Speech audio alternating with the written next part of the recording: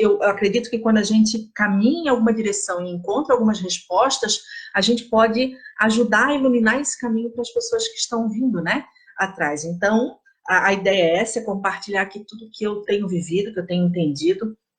E como eu sempre falo, eu bebo de várias fontes no sentido de buscar conhecimentos não só da ciência, da psicologia, enfim, do coaching, que traz ferramentas interessantes, mas principalmente, né, da Bíblia.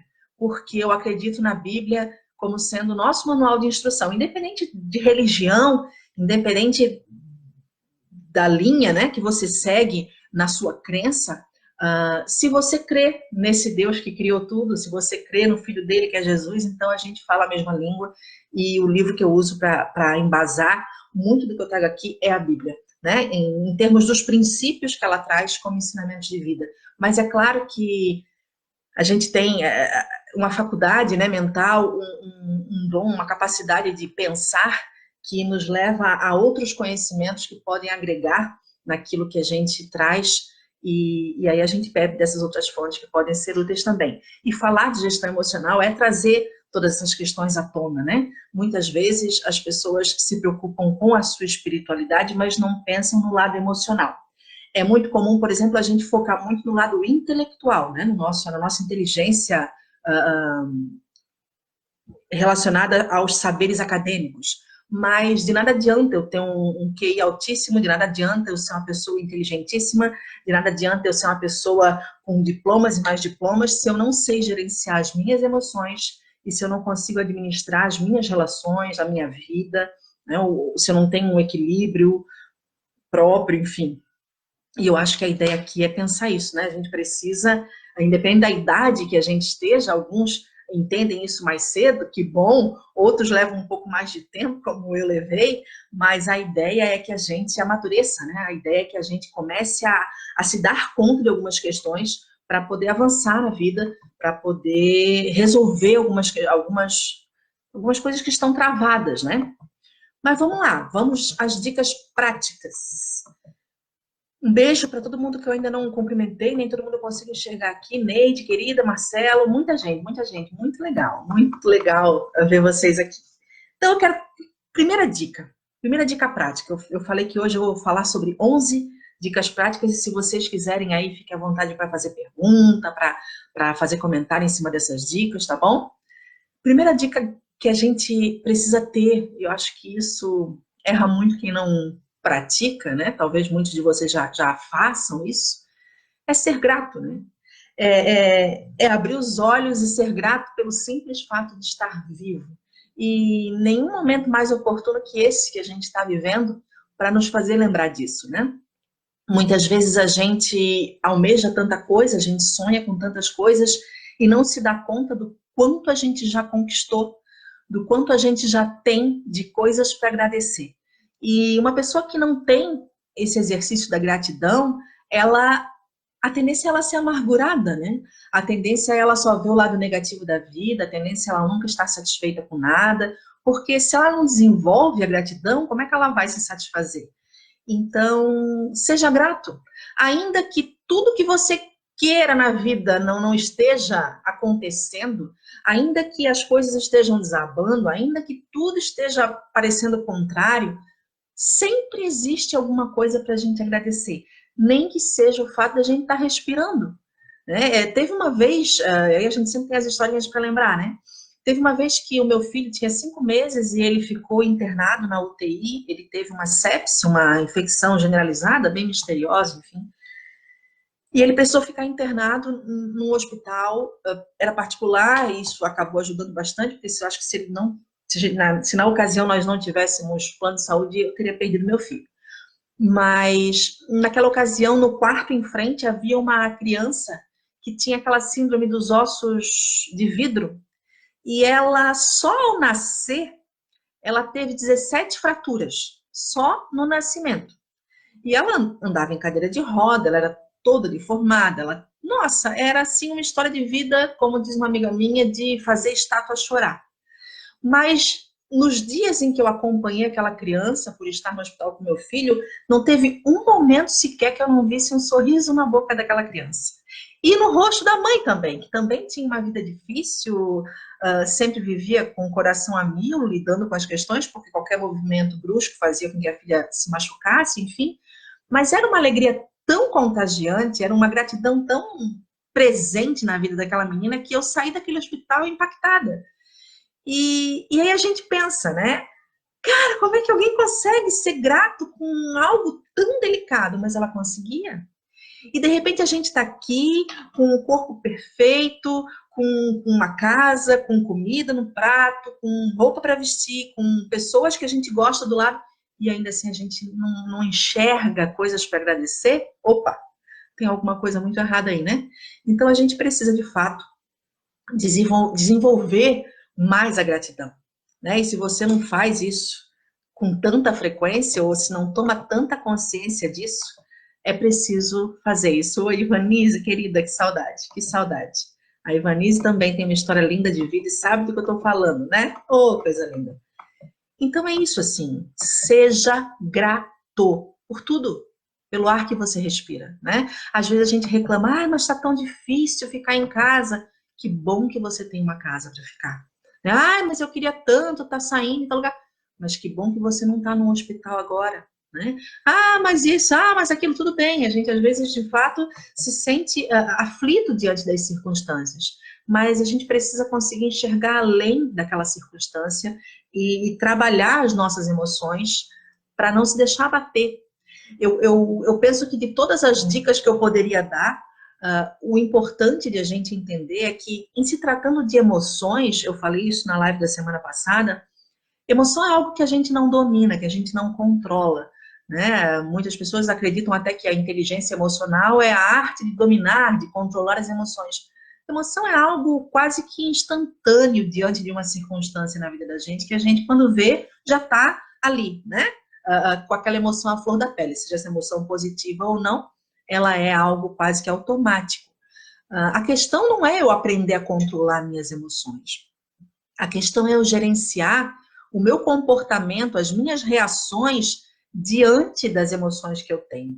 Porque se emocionar é do ser humano, né? Eu conheço algumas pessoas que, dentro da igreja, enfim, com uma vida que busca estar de acordo com os princípios bíblicos, acaba, às vezes, interpretando que ser crente, que ser cristão é viver o tempo todo com um sorriso no rosto, é não sentir emoções negativas, Opa, mas Jesus também chorou, né?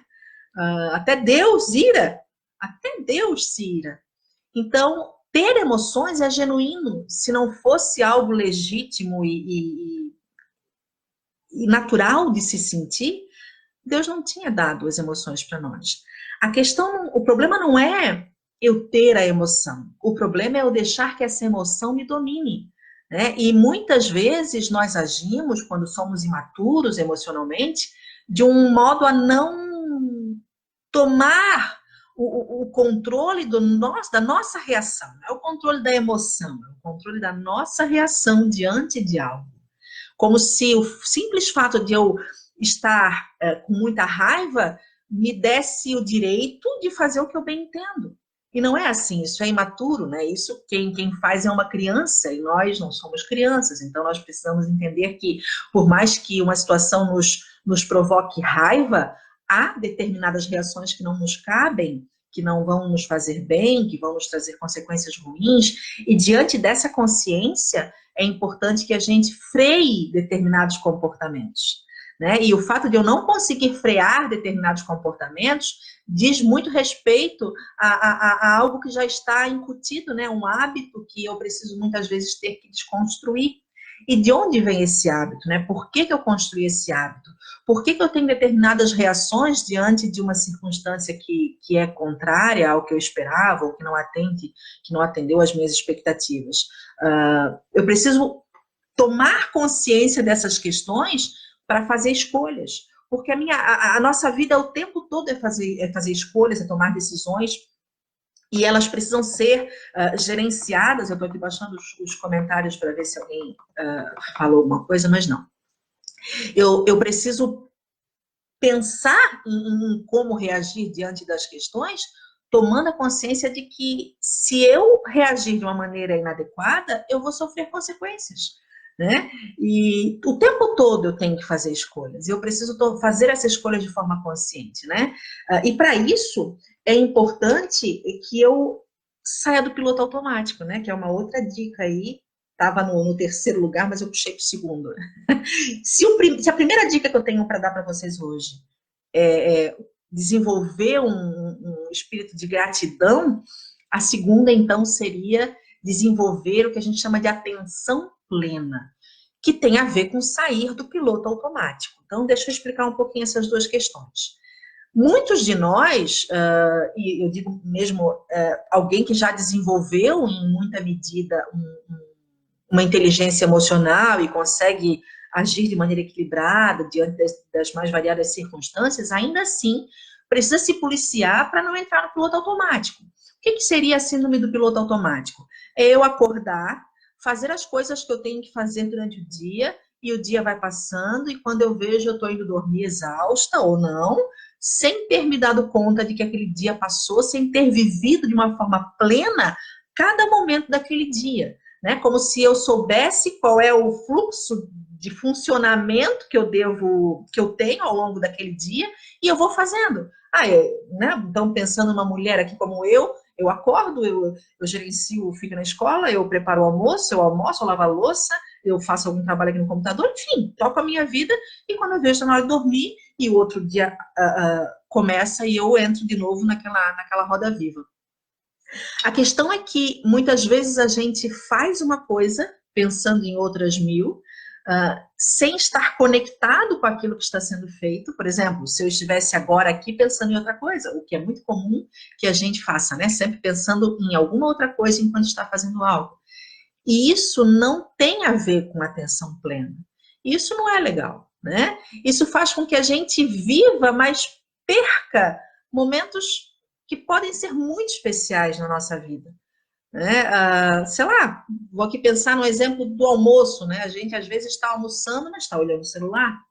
Às vezes a gente está com o filho, mas está pensando em outra coisa, ou está resolvendo outra coisa, ou está fazendo outra coisa enquanto está ali só de corpo presente com o filho.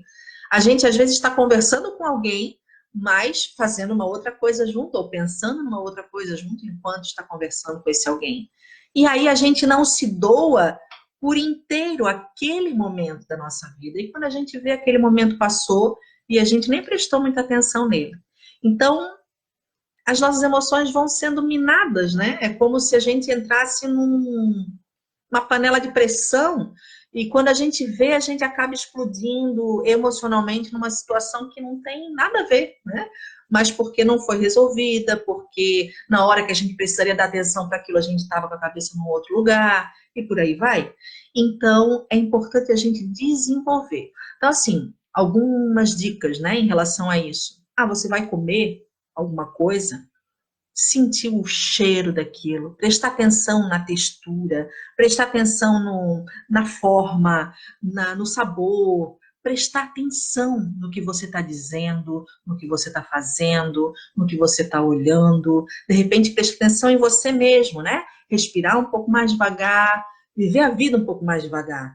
E prestar atenção a tudo, né? Como alguém que dirige, muitas vezes sabe que a gente passa pelos lugares sem prestar atenção nas coisas. O motorista não dá muito tempo de parar para prestar atenção no que está ao redor, mas tem hora que a gente precisa parar e olhar assim, né? Olhar para as coisas ao nosso redor e ter a nossa atenção focada naquilo que a gente está fazendo, para de fato viver aquele momento, se perceber que emoção que aquilo está gerando e identificar essa emoção e de fato se permitir viver essa emoção e fazer as escolhas que têm que ser feitas diante dela, né? Isso é muito legal. O que mais que a gente poderia falar? Canequinha que ganhei da amiga, não sei se a amiga tá ali. Gente, eu botei uma dica aqui que depois eu fiquei pensando, isso não é verdade, e é aquilo que eu falei no início, né? Não existe uma receita pronta, mas assim, nesses tempos de Covid, de ficar em casa, e a gente relata isso entre amigas, é muito engraçado, eu mesma vivo isso, muitas vezes a gente acorda e nem troca de roupa, e fica o dia todo de pijama, E se isso não te incomoda, se isso tá bom para você, beleza. Mas se isso está te fazendo mal, não é porque você está em casa que você não vai se arrumar. Então, talvez seja o caso de você acordar e arrumar a cama, trocar de roupa, sabe, pentear o cabelo, passar um batom se for o caso, né? Sei lá, buscar desenvolver a sua autoestima de um jeito que te faça bem, né? Ah, muitas vezes a gente acaba relaxando, deixando tudo de lado, e aquilo só vai somando e acumulando quando a gente vê a gente está numa deprê, porque se deixou levar por uma série de fatores que foram se acumulando. Então, se você tem identificado algumas coisas, né? Eu, por exemplo, às vezes não coloco a mesa do jeito que eu estava colocando antes, essa é uma outra dica, né? Eu amo preparar a mesa, principalmente quando vem visita na minha casa. É tão gostoso fazer uma comida para alguém que vem na tua casa, não é? Mas por que a gente não faz isso quando está só a gente? Né? Eu tenho meu marido, meu filho, mas e se você mora sozinho, por que não? Eu já morei sozinha, né? E teve dias especiais em que eu fazia a mesa para mim. Isso é muito legal. Isso tem a ver com o tema da enquete, né? Isso tem a ver com autoestima. Por que eu preciso me dedicar a preparar uma mesa, a preparar uma refeição agradável só para o outro? Por que eu não posso fazer isso para mim? Isso tem a ver com gestão emocional. É eu entender que eu sou importante o suficiente para que eu cuide de mim, né? Para que eu prepare uma alimentação na hora certa, para mim mesma, para que eu me arrume para ficar comigo mesma, para que eu agora não dá de sair para ir pegar um cineminha comigo mesma, mas dá de tomar um café gostoso à tarde, ver um filme, comer uma pipoca, ler um bom livro, ouvir uma música para cima, se o astral não está muito bom. Então, eu preciso encontrar maneiras de cuidar de mim, porque se eu não cuidar de mim, como é que eu vou cuidar do outro? Né? Eu lembro que assim que eu comecei a entender e a desejar, acho que Deus foi gerando no meu coração esse desejo de ajudar outras pessoas, eu pedi a Deus uma direção e eu lembro que ele colocou o nome de hoje é uma grande amiga, Marlise, mora na Itália, uh, na minha mente, né? Procura a Marlise. E eu fui atrás da Marlise e disse, Marlise, eu estou com uma ideia de fazer isso, fazer aquilo, assim, assim, assim, assim, o que você me aconselha? E ela disse, primeiro você vai cuidar de você, para depois cuidar dos outros.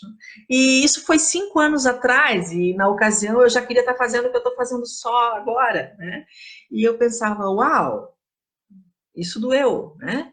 Porque eu achava que eu já estava pronta para cuidar dos outros, mas na verdade eu estava toda mazelada, eu estava toda cheia de feridas mal resolvidas que precisavam ser cuidadas.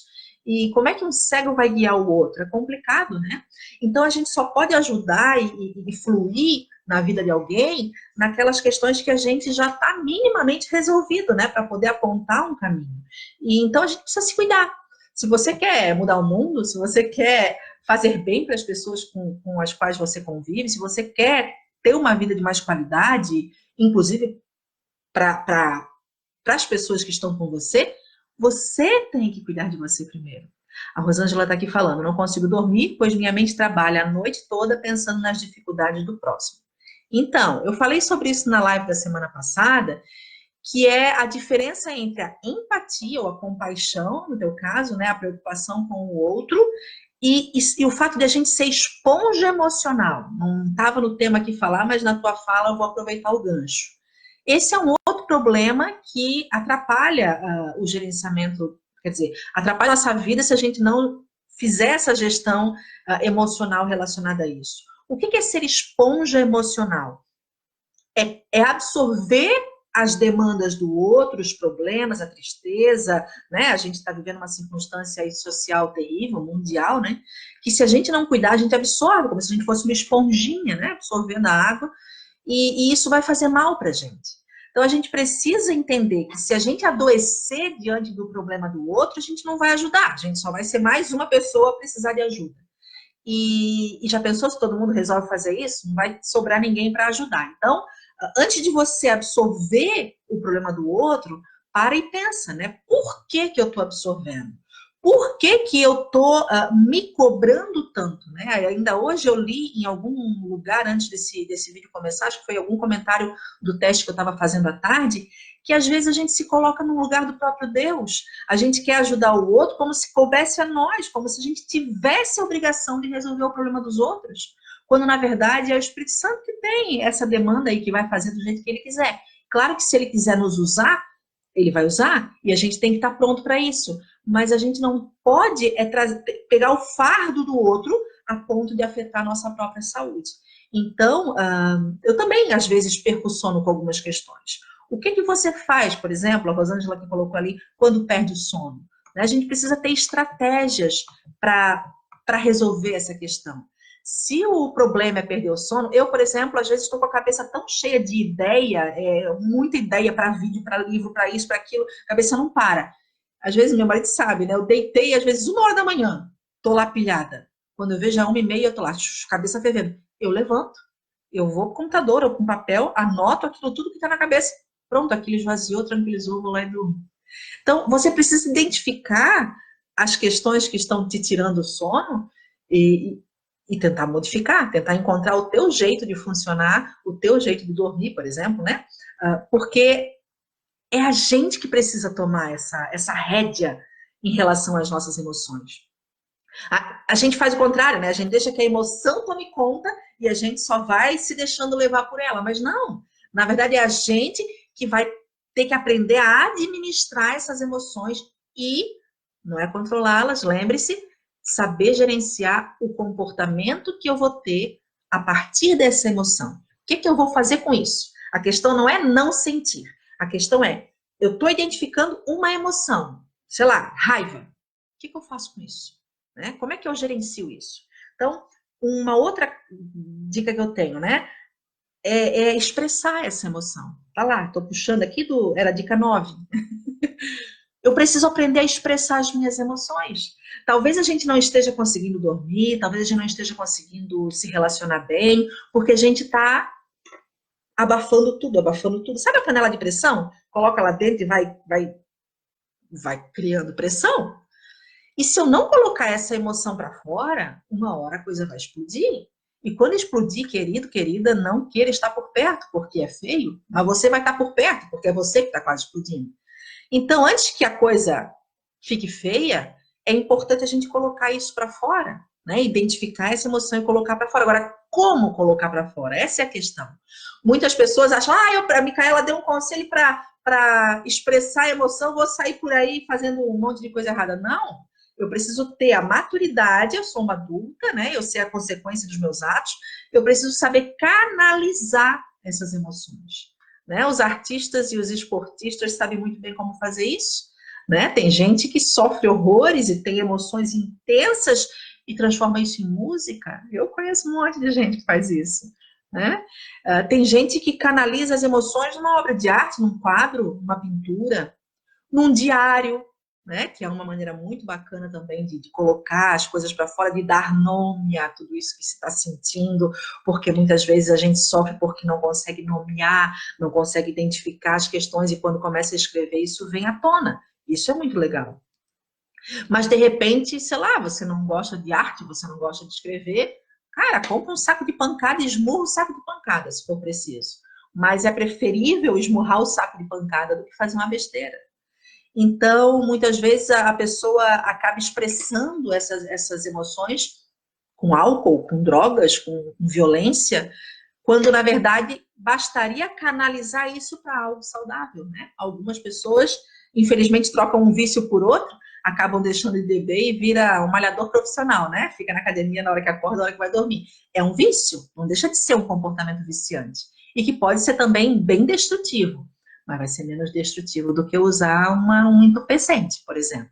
Então, você precisa encontrar uma forma de gerenciar isso, né? De expressar a tua emoção ou as tuas emoções, e você tem que descobrir isso, porque cada um vai encontrar a sua maneira. Eu amo escrever. Você ama fazer o quê?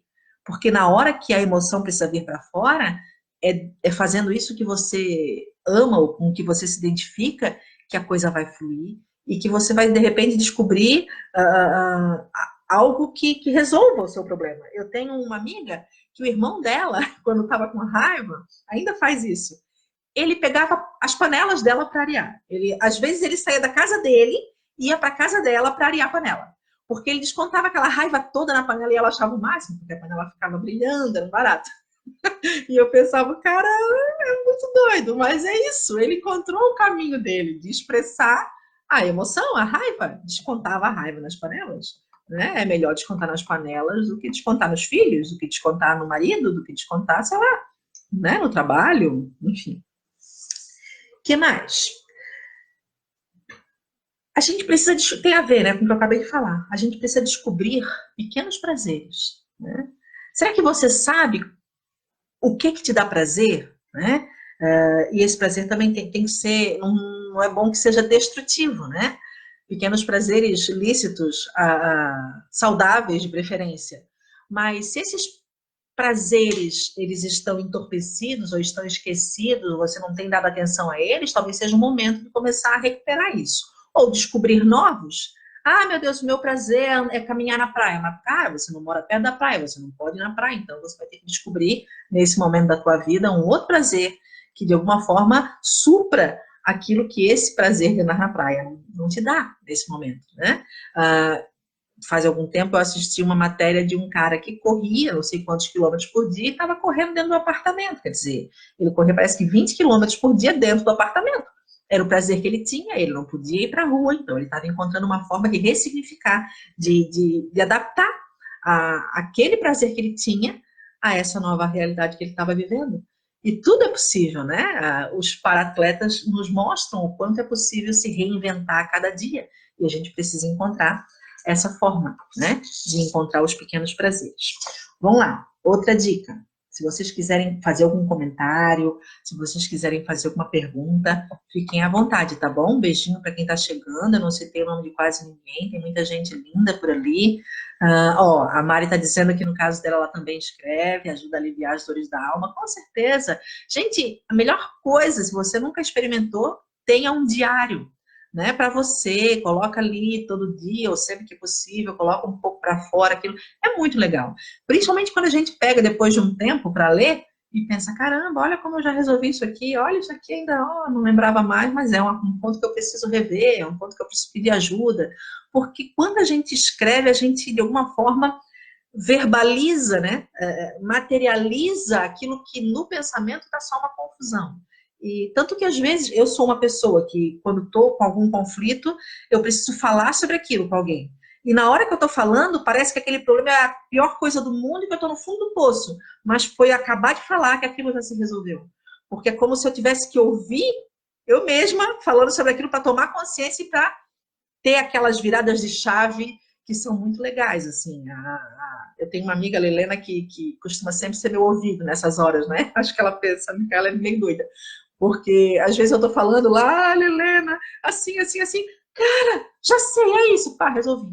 E a Helena não fez nada, não falou nada, né? Ela só foi o canal para que eu verbalizasse tudo aquilo e conseguisse entender algumas questões e resolver.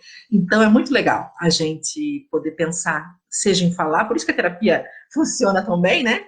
Terapia é muito legal, porque acaba sendo uma oportunidade que muitas vezes a gente não se permite ter com um amigo, por não confiar, por não ter essa pessoa, e a gente paga alguém para nos ouvir, para fazer as perguntas certas, para nos direcionar e fazer a gente enxergar algumas coisas que a gente não estava conseguindo fazer sozinho, e isso é muito bom, né?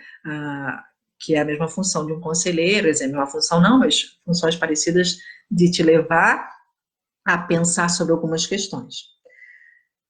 O que mais que a gente pode pensar em fazer para gerenciar as emoções? Eu já falei, seja grato, já falei que mesmo ficando em casa a gente talvez precise trocar de roupa, arrumar a cama, arrumar a casa, né? Arrumar a mesa, aquela coisa toda, exercitar a atenção plena, descobrir pequenos prazeres, expressar as emoções. Falei 5, faltam 6. Oh, meu Deus, o tempo já está andando. Deixa eu ver se eu consigo falar das outras 6. Eu já falei também de preparar uma refeição, arrumar a mesa daqui. Então, eu já falei 6, falta 5. E tem uma coisa que é muito legal, que é, assim, uma dica preciosa para aquelas pessoas que têm uma tendência de ficar mal. Sabe aquela hora em que a gente está mal e não está conseguindo sair daquele momento deprê? Antes de você estar nesse momento, né, você precisa estar bem para poder construir isso. e essa dica eu tirei de um curso de canto que eu fiz com a Sueli Mesquita. Sueli Mesquita, te amo. Ela está aqui no meu Face, mas não está aqui agora na live. E na ocasião ela usou essa estratégia para a gente criar a cena emocional da música que a gente tinha que interpretar. E eu vou pegar essa cena emocional da música que a gente tinha que interpretar e trazer como estratégia de gestão emocional para a gente fazer no dia a dia. Então, assim, a ideia é, aqui, né, a minha adaptação da proposta da Sueli Mesquita, é pensar no momento da tua vida que foi muito bom. Sabe quando a gente lembra de uma cena e aí a gente tenta trazer todos os sentidos daquela cena, lembrar de como era o detalhe visualmente falando, pensar num cheiro que tem a ver com aquela cena, de preferência um cheiro que você possa ter acesso agora na tua vida, sei lá. Eu lembro que tem uma fase da minha infância que sempre que eu uso um determinado sabonete, eu lembro daquele episódio. Então, é uma estratégia, por exemplo, que eu posso usar para quando eu tô triste, né? E se aquela cena me faz feliz, pensar no como é que eu me sinto, como é que eu me senti naquela cena, sei lá, alguma coisa que de repente eu estava comendo para trabalhar a questão de todos os sentidos, né? O tato, se estava frio, se estava quente, como é que eu me senti, enfim, reconstruir aquela cena de todas as formas que eu puder. E perceber que emoção que ela te traz. Claro, a ideia é pegar uma cena que te traga emoções positivas, de felicidade, de alegria, de calma, de paz. Porque no momento em que você estiver mal, né, a tua estratégia vai ser retornar àquela cena que te faz bem. Né? Então, assim, não estou conseguindo sair desse buraco, não estou conseguindo sair dessa deprê, não estou conseguindo sair desse lugar, lembra daquela cena. Nem que para isso você tenha que ir lá pegar o sabonete e cheirar, nem que para isso você tenha que ir lá e comer tal fruta que te faz lembrar daquela cena. Sei lá, como é que você construiu essa memória para que você leve você mesma a se reportar de um lugar emocionalmente ruim para um lugar que te traz aconchego, que te traz felicidade, que te traz paz, segurança. E é você que precisa administrar isso, né? Muitas vezes o nosso grande equívoco é esperar que alguém nos provoque essa sensação. A gente fica ansiando por um namorado, por um marido, por um amigo, por alguém, por um pai, por uma mãe, por um filho, que nos faça sentir bem. Quando, na verdade, o único responsável por fazer isso com a gente é a gente. Então, o outro, quando faz isso com a gente, é muito bom, mas eu não posso colocar a responsabilidade da minha felicidade, do meu bem-estar, da minha alegria nas mãos de uma outra pessoa. Principalmente se eu souber que essa outra pessoa também tem problemas para gerenciar as suas emoções. Porque geralmente é assim, né? Se nós não somos emocionalmente equilibrados ou maduros, a tendência é nós nos aproximarmos de pessoas com os mesmos perfis, com os mesmos problemas. E aí um azelado se junta com o outro e um lambe a ferida do outro, né? Quer dizer, não vai dar muito certo isso. Vai ser um meio que destruindo emocionalmente o outro. Então eu preciso entender que o responsável pela minha saúde emocional sou eu. Se o outro contribui com isso, ótimo. Mas se a outra pessoa com a qual eu convivo não me ajuda, pelo contrário, ela prejudica, cabe a mim também me proteger dessa pessoa. Né? Hoje eu ainda assistia um vídeo no YouTube, que geralmente o conselho é esse quando a gente trata de pessoas manipuladoras, né? Eu até coloquei ali relacionamentos abusivos, porque eu acho uma temática muito interessante de a gente pensar. É muito comum que a gente viva relacionamentos abusivos. E ao viver relacionamentos abusivos, geralmente o conselho que a gente ouve de profissionais, de todo tipo de pessoa se afaste dessa pessoa. Mas nem sempre é possível a gente se afastar de uma pessoa abusadora, de uma pessoa manipuladora, de uma pessoa tóxica, como a gente diz, né? E se a gente não tem como se afastar fisicamente ou emocionalmente, a gente precisa aprender a usar estratégias de se proteger do mal que aquela pessoa muitas vezes provoca.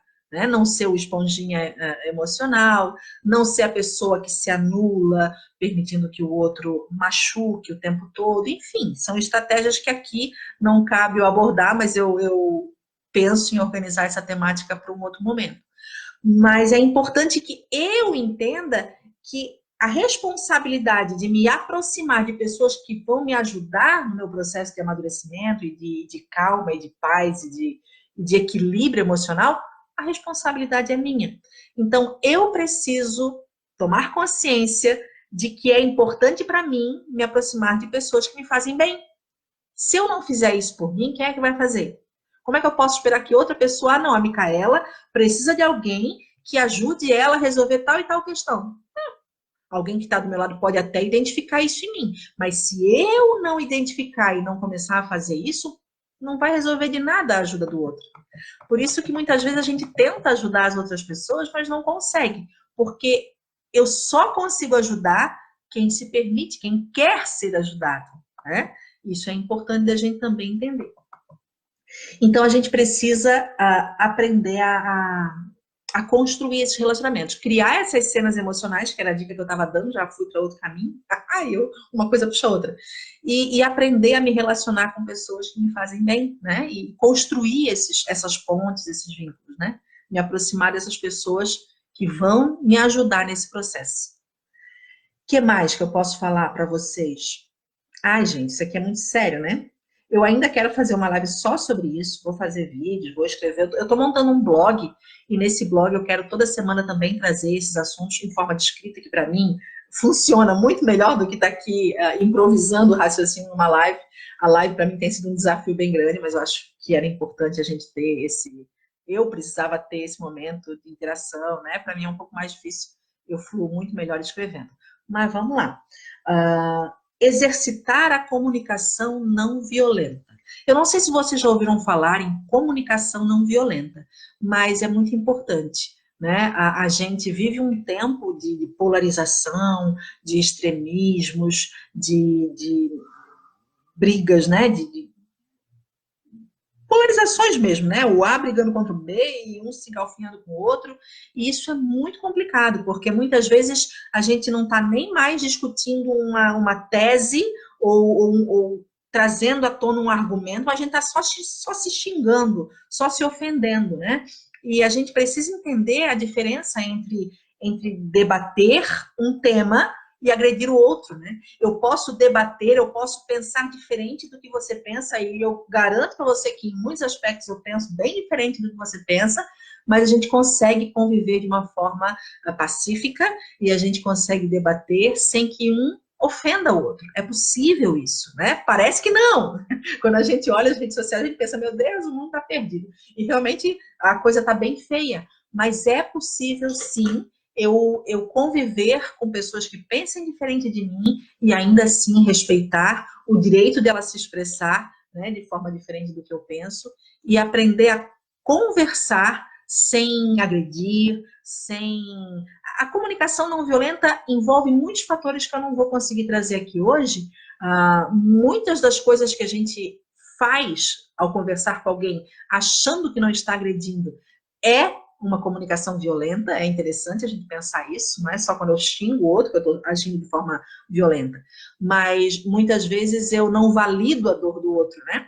Por exemplo, um exemplo que me veio agora é assim, sei lá, uma amiga chega para você e diz, ai, cara, eu estou sofrendo tanto porque eu estou com esse problema. Aí eu chego para essa amiga na intenção de ajudar, e digo, ai, não, mas que isso?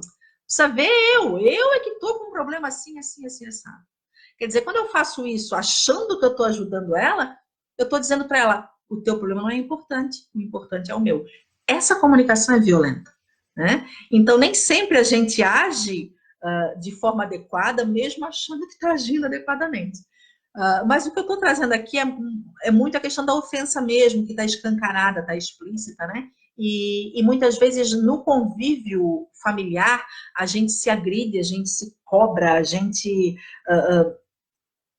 se arma, né, numa defensiva em relação ao outro, que é muito complicada. Então, a gente precisa tomar esse cuidado, porque armado a gente não vai conseguir muita coisa, né? A gente não vai alcançar o objetivo que tinha, a gente só vai provocar a reação do outro de fazer a mesma coisa, e onde é que isso vai levar a gente? Então, a gente precisa se desarmar, e esse é um exercício constante, né? Essa comunicação não violenta.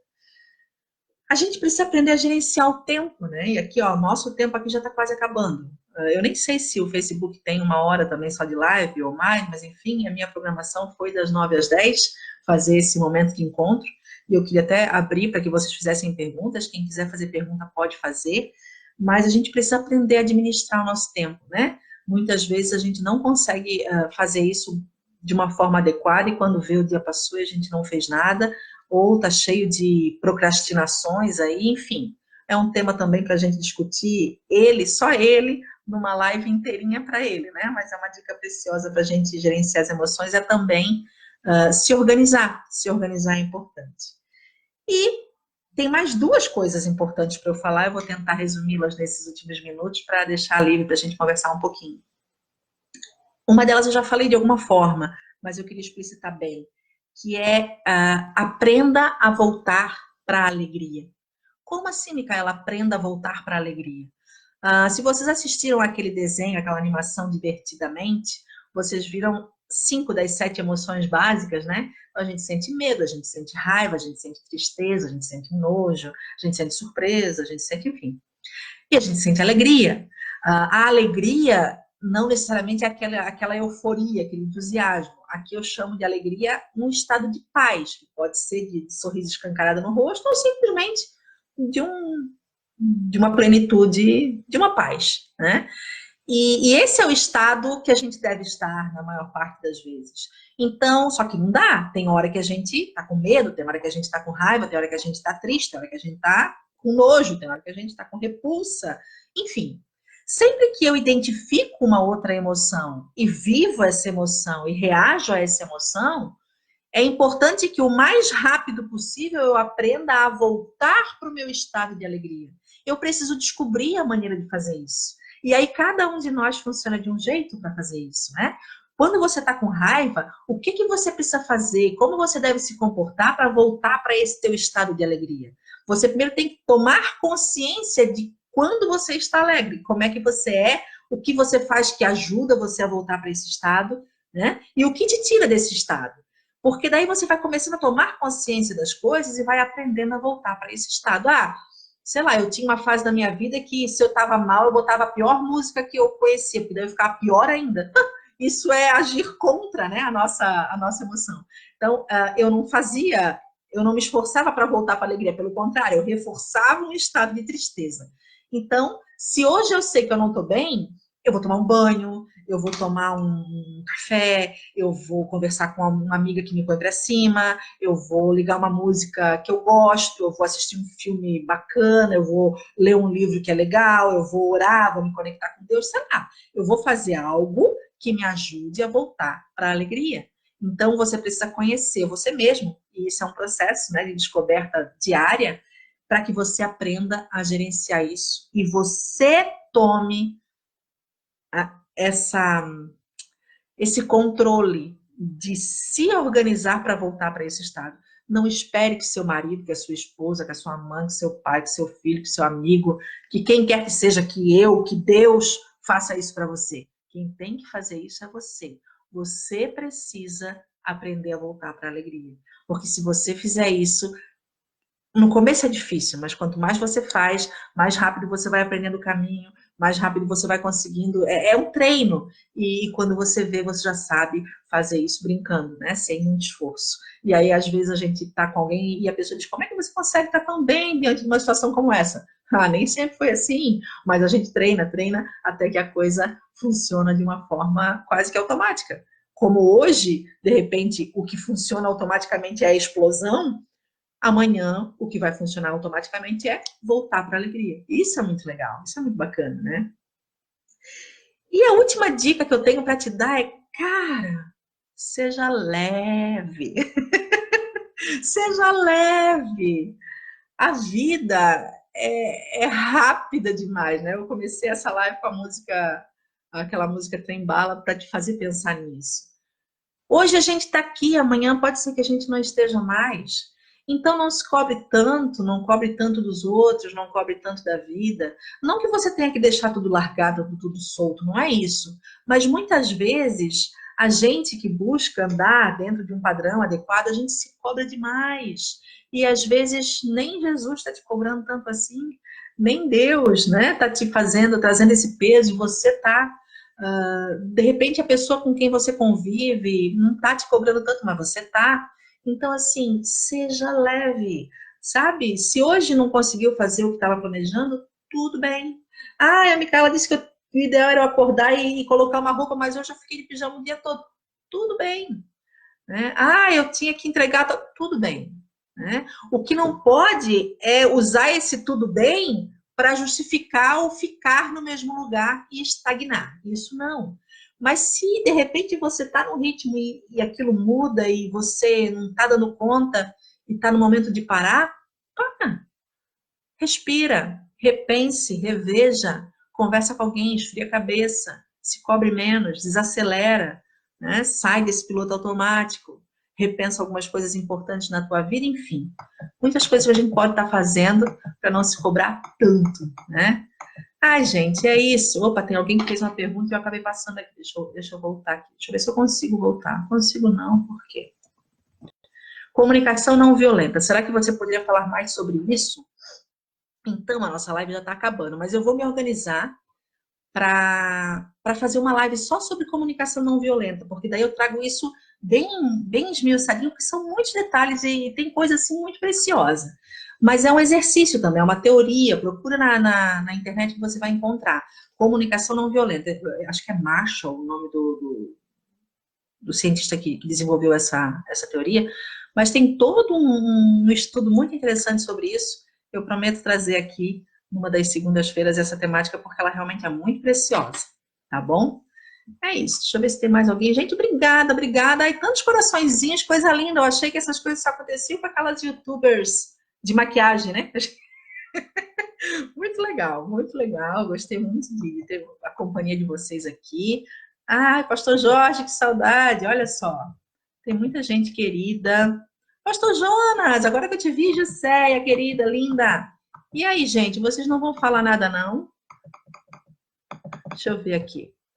Vocês estão ali empolgados, mandando bilhetinho, beijinho, um monte de figurinha, mas não fizeram pergunta não, né, gente? Porque na live passada eu paguei um micão, né? Tem 48 comentários aqui, mas não tem pergunta não. Deixa eu ver aqui. Então é isso, gente. Obrigada pela audiência de vocês. Acho que ficou melhor do que a semana passada, né? Estava bem atrapalhadinha na semana passada. Eu cheguei a pensar em fazer uma semana aqui, uma semana no Instagram, mas não sei, acho que eu vou ficar por aqui. Ainda vou pensar com carinho. Vou, de repente, deixar lá para o Instagram só quando for chamar alguém para trocar umas ideias junto comigo, tá? Então, comenta aí, aparece lá no meu canal no YouTube, quem ainda não foi. Em breve eu vou estar divulgando meu blog. E até segunda-feira que vem. Um beijo no coração de vocês. Obrigada por ter atendido aqui a pergunta da enquete. Então, ficou autoestima, né? Autoestima, vou falar sobre autoestima então na semana que vem. Um beijo no teu coração. Deus te abençoe. Tchau, tchau. Deixa eu ver aqui o comentário. É isso, eu vou respondendo offline os comentários depois. Um abraço.